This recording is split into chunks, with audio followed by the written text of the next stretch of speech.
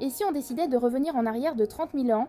Pas de smartphone, pas d'électricité, pas d'ordinateur, juste la nature, quelques pierres et ton instinct de survie. Cela paraît impensable en 2025, mais certains s'y essayent, parfois pour quelques jours, parfois pour une véritable expérience de vie.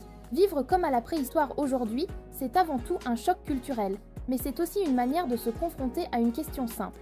Serions-nous capables de survivre sans toutes nos technologies modernes? Partie 1.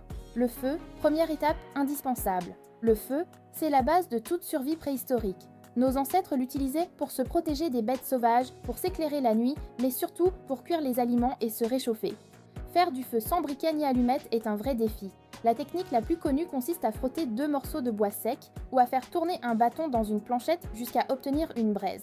En réalité, c'est extrêmement difficile et demande une patience hors du commun. Aujourd'hui, si l'on voulait reproduire l'expérience, on pourrait utiliser des outils modernes qui imitent ces techniques ancestrales, comme une pierre de magnésium ou un fire steel, qui permettent d'obtenir des étincelles rapidement. Mais le simple fait de s'essayer aux méthodes d'autrefois montre à quel point l'humanité a fait un bond gigantesque. Ce que l'on fait en 1 seconde avec un briquet pouvait nécessiter des heures de travail à l'époque. Partie 2. Trouver de la nourriture.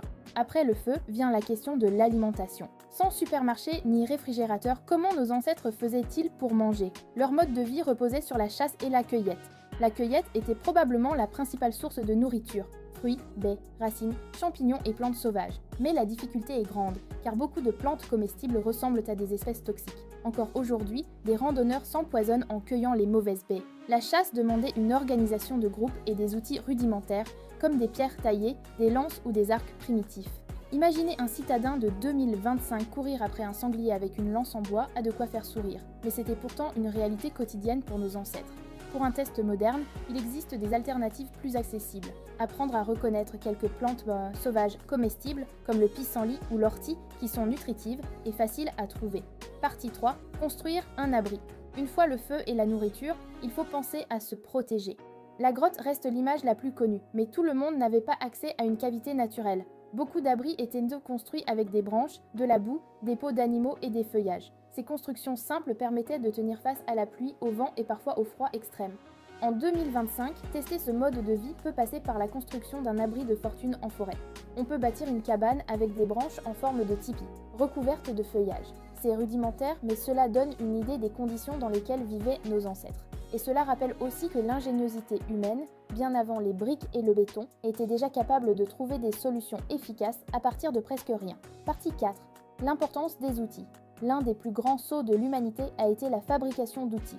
Le silex taillé est devenu l'arme et l'outil universel de la préhistoire. Avec une seule pierre, on pouvait couper, gratter, fabriquer des vêtements ou préparer de la nourriture. La maîtrise de l'outillage a transformé l'humain en inventeur permanent, capable de s'adapter à n'importe quel environnement. Aujourd'hui, tailler une pierre peut sembler inutile alors que nous avons des couteaux en acier inoxydable. Mais tenter l'expérience permet de mesurer le génie de ces techniques simples. Même un objet basique comme une pointe de silex représentait une révolution qui a changé la vie des hommes préhistoriques. Partie 5. La vie en groupe. L'autre clé de survie, souvent oubliée, est le collectif.